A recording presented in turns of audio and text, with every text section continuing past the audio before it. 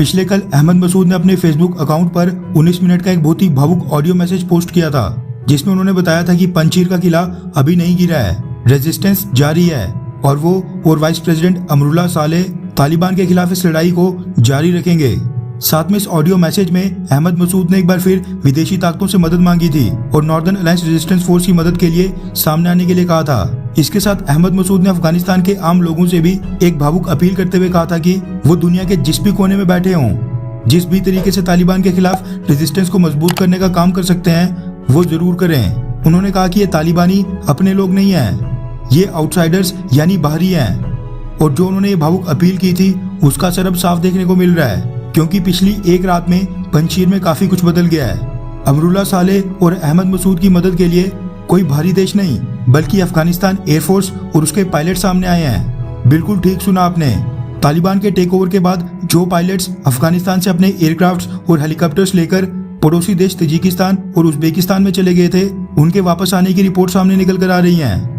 आपको याद होगा कि पिछले कल सुबह की वीडियो में मैंने आपको बताया था कि किस तरह रात के अंधेरे में पाकिस्तान तालिबानियों को एयर सपोर्ट दे रहा था। ठीक उसी तरह अब जो ये अफगानिस्तान एयरफोर्स के पायलट्स हैं, जो अशरफ गनी गवर्नमेंट में अफगानिस्तान सिक्योरिटी फोर्सेस की तरफ से तालिबानियों के ऊपर एयर स्ट्राइक्स किया करते थे, ये पायलट्स भी अब अपने अपने एयरक्राफ्ट्स के साथ रात के अंधेरे का फायदा उठाते हुए रेजिस्टेंस फोर्सेस की मदद करने के लिए सामने आए हैं। इस तरह की रिपोर्ट्स बस इंडिया या फिर पंजशीर के सोर्सेज से नहीं बल्कि ईरान और तजिकिस्तान के कई बड़े बड़े जर्नलिस्ट इसी बात की पुष्टि कर रहे हैं। रेफरेंस के लिए आपकी स्क्रीन पर कुछ ऑफिशियल और वेरीफाइड ट्विटर हैंडलर्स के स्क्रीनशॉट हैं, जिनके मुताबिक बीती रात को अफगानिस्तान एयरफोर्स के कुछ फाइटर जेट्स तालिबान के टेक ओवर के बाद जिनको लेकर पायलट्स पड़ोसी देश तजिकिस्तान और उज्बेकिस्तान में शरण लेने चले गए थे, उनमें से 3 फाइटर जेट्स पिछली रात अफगानिस्तान एयर स्पेस में वापस घुसे और उन्होंने पंजशीर में तालिबानियों की पोजीशंस पर भारी एयर स्ट्राइक्स किए हैं, जिनमें तालिबान को भारी नुकसान होने की खबरें सामने निकल कर आ रही हैं। अनकन्फर्म्ड रिपोर्ट्स ये निकल कर आ रही हैं कि तालिबान ने पंजशीर में हैवी डिप्लॉयमेंट की थी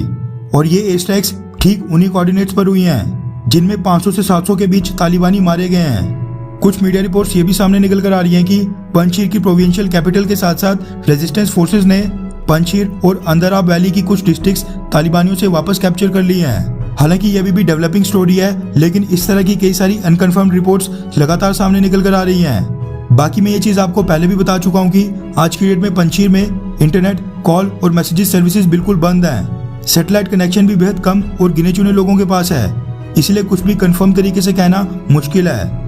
मगर पिछली रात के बारे में यही बड़ी अपडेट निकल कर आ रही थी कि तजिकिस्तान और उज्बेकिस्तान से अफगानिस्तान एयरफोर्स के पायलट्स रेजिस्टेंस फोर्सेस की मदद के लिए वापस आए हैं। वैसे यहाँ पर मैं एक चीज क्लियर करना चाहता हूँ कि रेजिस्टेंस फोर्सेस ने अभी भी घुटने नहीं टेके हैं। बेशक वो प्रोविंशियल कैपिटल से साइड हटकर सिक्योर लोकेशंस पर चले गए हैं, लेकिन गुरिल्ला वॉरफेयर के जो tactics Taliban Afghan security forces पर अपनाता था, छुप छुप कर घात लगाकर हमले किया करता था, सेम यही चीज अब उनको भी फेस करनी पड़ेगी। और जब तालिबान सरकार की घोषणा करेगा तब तो और भी कई सारे वॉरलॉर्ड्स के रेजिस्टेंस फोर्सेस को ज्वाइन करने के आसार लग रहे हैं, क्योंकि ये चीज तो 100% कंफर्म्ड है कि तालिबान हर एक को सेटिस्फाई नहीं कर पाएगा। इसलिए रेजिस्टेंस फोर्सेस हार गई हैं, ये कहना बड़ी जल्दबाजी होगी और हमें कुछ दिनों तक और इंतजार करना पड़ेगा। क्या पता इस बीच कोई देश वाकई में रेजिस्टेंस फोर्सेस की मदद के लिए सामने आए और उनको हथियार सप्लाई करे।